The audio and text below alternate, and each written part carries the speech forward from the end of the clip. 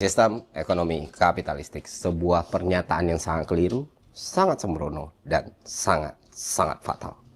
Pernyataan ini bukan cuma menampar muka perangkat hukum kita, tapi juga pernyataan ini bisa saja membuat seorang presiden dipenjara.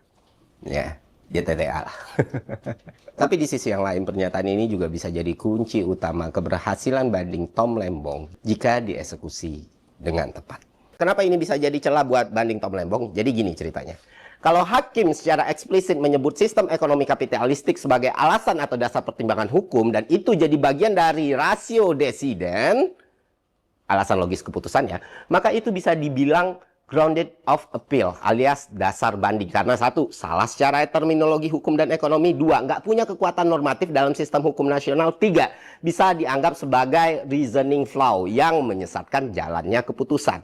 Di sini, majelis hakim dalam amar putusannya menyatakan bahwa terdakwa lebih mengutamakan sistem ekonomi kapitalistik daripada sistem ekonomi Pancasila dan prinsip demokrasi ekonomi. Pernyataan tersebut digunakan sebagai bagian dari pertimbangan pemberat vonis. Namun, penggunaan istilah sistem ekonomi kapitalistik sebagai norma pembanding dalam proses penjatuhan pidana adalah bentuk cacat pertimbangan hukum karena satu, tidak memiliki dasar konstitusional. Kedua, tidak ada satupun ketentuan konstitusional maupun peraturan perundang-undangan yang menetapkan ekonomi kapitalistik sebagai sistem hukum atau prinsip ekonomi yang wajib dijalankan atau dijauhi oleh warga negara.